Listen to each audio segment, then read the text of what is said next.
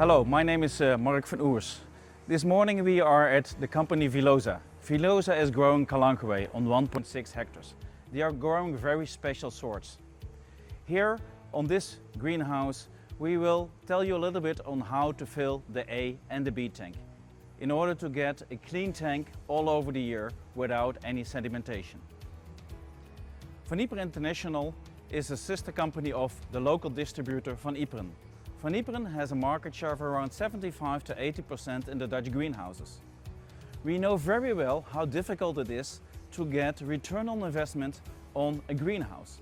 So in the Netherlands we are able to produce 400 times more in comparison to open field. In the Asian market we are often struggling. One of the essential parts is the recipes of the fertilizers and how we prepare those fertilizers in order to get all the nutrients at the plant when you want them to have them.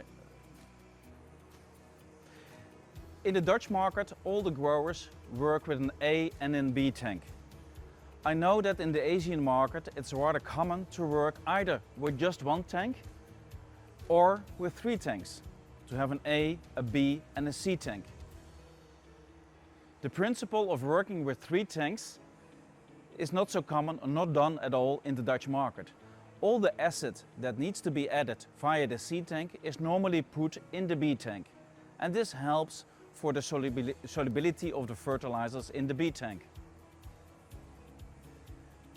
Next to mineral fertilizers, growers often add also all kind of organic fertilizers to the B tank or to the A tank. Amino acids, seaweeds, humic acids and many other things. In my opinion, only seaweed and amino acid to be added to the B tank and or to the A tank is more than enough. Be careful, amino acids, it seems like an acid but it is not. So amino acid cannot be replaced by nitric acid in order to reduce the pH of the B tank. For that you definitely need to add nitric acid. If you are still working with just one tank and alternate the calcium nitrate with the sulfate fertilizers, we clearly would like to recommend you to invest in an additional tank. So to minimum work with 2 tanks rather than 1 tank. This in order to overcome problems in your nutrition for the plants.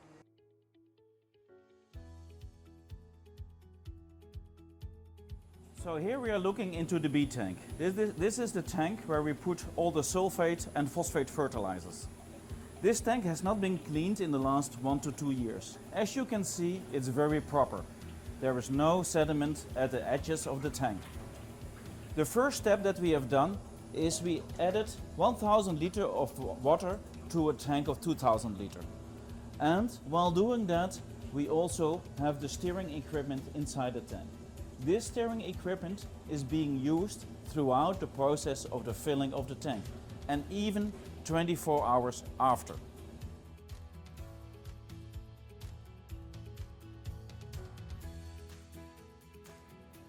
This grower is using rainwater to fill his A and B tank.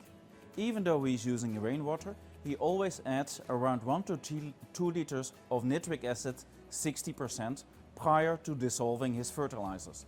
Adding nitric acid, decreasing the pH in the B tank is the first step to do.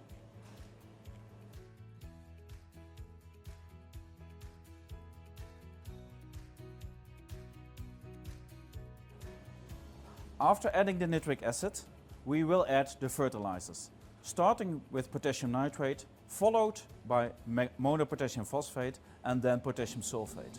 The last fertilizer to be added is the magnesium sulfate. Before doing so, we always measure the pH. The pH should be definitely below 5.2.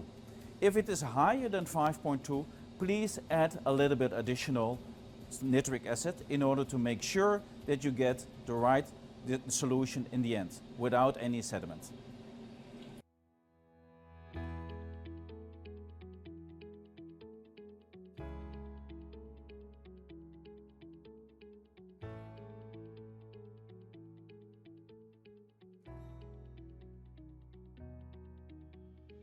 So the potassium nitrate has now been added, and while we have done that, we continue the steering process.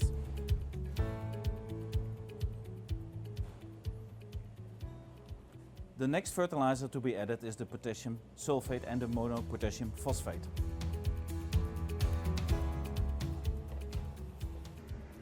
So we have added the potassium sulfate. Still we need to add the magnesium sulfate. However, before doing that we have checked the pH. The pH is currently around 4.8, 4.9. So we are ready to add the magnesium sulfate as a last fertilizer in the bee tank.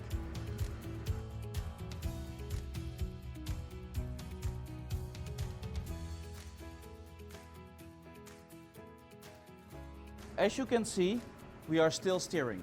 We will continue to do so for 24 hours in a total. We have 2 minutes on and 2 minutes off for the steering equipment. So every 2 minutes we run the steering equipment for 2 minutes and then we stop. And we continue this process for 24 hours. After we have added all the fertilizers, we add the rest of the water until we completed our tank.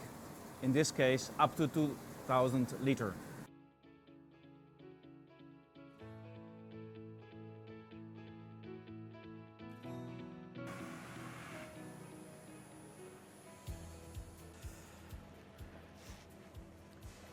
Here we are looking into the A tank. As you can see, similar to the B tank, there is hardly any sediment on the bottom of the tank.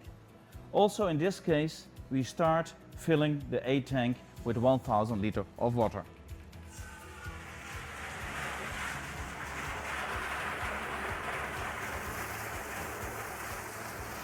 In the A tank we add the calcium nitrate, the potassium nitrate and the chelated trace elements. For instance, iron DTPA or manganese copper EDTA.